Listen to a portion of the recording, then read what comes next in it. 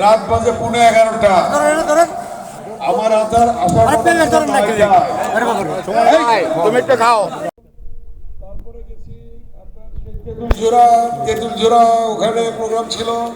তেঁতুলজোড়া থেকে আমার ভাগুরদা আসছি, ভাগুরদা প্রোগ্রাম ছিল, তারপরে এখানে আসছি। আমার চিন্তার মধ্যে ছিল না যে আপনারা থাকবেন, আমার মনে হয়েছিল যে চলে যাবেন আপনারা, কিন্তু সবাই ছিলেন, আছেন, ধন্যবাদ।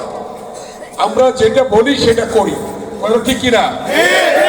আমাদের সেক্রেটারি সাহেব বলছেন যেটা বলি সেটা করি। আপনাদের সবচেয়ে হিন্দু সম্প্রদায়ের বড় উৎসব শারদীয় দুর্গা উৎসব এসেছিলাম না আমি? আপনারা চেয়েছিলেন ওই পুকুর ভরাট, আপনারা কীর্তন করবেন।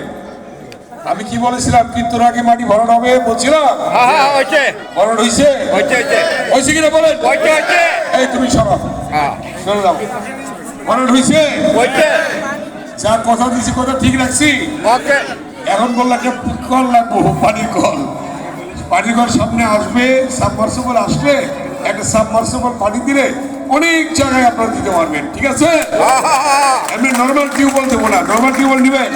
না না না না না না, নর্মাল টিউবওয়েল নিয়ে লাভ নাই, এটা অনেক দামি টিউবওয়েল।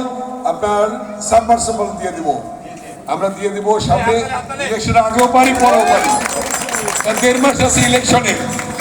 অতএব আগে পারবো কিনা জানি না, তবে দিয়ে দেব। যেটা কথা দেয় সেটা করি, সেটা করবো, সেটা দেব। এখন একটাই অনুরোধ, রাত 11:30 বাজে আরো প্রোগ্রাম আছে।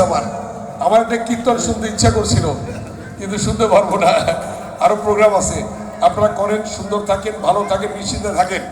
আমাদের নেত্রী, প্রাণপ্রিয় নেত্রী, বিএনপি চেয়ারপারসন, 3 বারের প্রধানমন্ত্রী বেগম খালেদা জিয়া অসুস্থ। আপনারা দোয়া করবেন, আশীর্বাদ করবেন, প্রার্থনা করবেন। আপনারা প্রার্থনা করছেন অলরেডি, আপনারা দোয়া করছেন, রাষ্ট্রীয়ভাবে দোয়া হয়েছে, মসজিদে, মন্দিরে, উপাসনালয়ে, বিভিন্ন জায়গায় হয়েছে, তা আপনারা করেছেন, ধন্যবাদ আপনাদের। আমাদের সকলেই করছেন। উনি যেন সুস্থ হয়ে, বেগম খালেদা জিয়া সুস্থ হয়ে যেন আমাদের মাঝে ফিরে আসতে পারেন ইনশাআল্লাহ। আর বিএনপির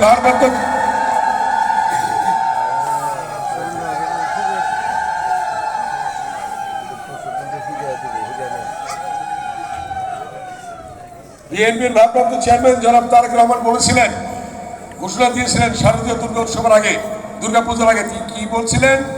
তিনি বলছিলেন ধর্ম যার যার, রাষ্ট্র সবার। তিনি বলছিলেন ধর্ম যার যার, রাষ্ট্র সবার। বলছেন ধর্ম যার যার, নিরাপত্তা পাওয়ার অধিকার সবার। ধর্ম যার যার, নিরাপত্তা পাওয়ার অধিকার সবার। অতএব হিন্দু, বৌদ্ধ, মুসলমান, খ্রিস্টান প্রত্যেকেই আমরা সমান অধিকার রাখি নিরাপত্তা পাওয়ার। আমরা সেই নীতিতে বিশ্বাস করি, সাম্প্রদায়িক সম্প্রীতিতে বিশ্বাস করি। আমরা আপনাদের পাশে আছি।